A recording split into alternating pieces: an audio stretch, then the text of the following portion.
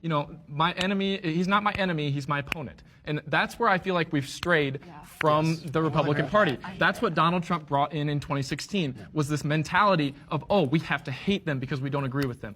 It is really incredible to me how, I don't know, self-centered young people can be. And I know I'm relatively young, I'm 35 years old, but this person's obviously younger than I am. But they feel like the world only began sometime when they started paying attention. If you have this view that Trump is the one who just destroyed civility in politics or whatever, that you just have not been paying attention. And you know, maybe you were too young to really pay attention, but maybe you haven't, I don't know, gone back on Twitter or Facebook or read a book. You may notice that my shirt says Team Deplorables. Where is that from? It's from Hillary Clinton. I made this for the Michigan Republican Party back in 2016.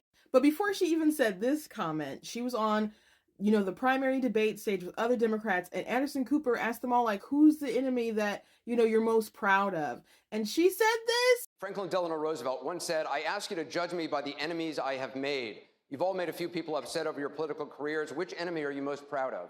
Hillary Clinton? Well, in addition to the NRA, the health insurance companies, the drug companies, the Iranians, probably the Republicans. We can go further back beyond Trump. What did Joe Biden say about Mitt Romney? He told black people that he was gonna what?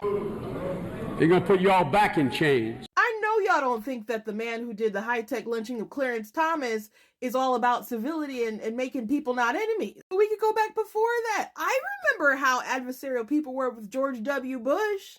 I remember when Kanye said he doesn't care about black people, how jarring that was.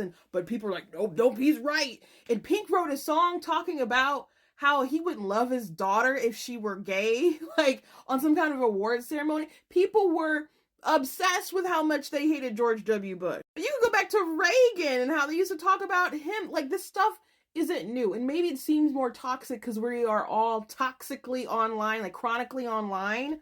But there's clearly things that you've missed if you think Trump is the one that made all this difference in the world about how we treat each other with politics. It's just not true. And so many of Trump's speeches were so unifying. And then the media were reported as dark and, I don't know, horrifying and divisive. And you could just read the transcripts and know that's not the case. I was at the inauguration. It was a nice speech. And the media was like, it was dark. And, you know, just, they say the craziest thing because they want us to be divided. Now, there's some things that we should divide on and debate about because some of other people's views are really immoral and insane, to be frank.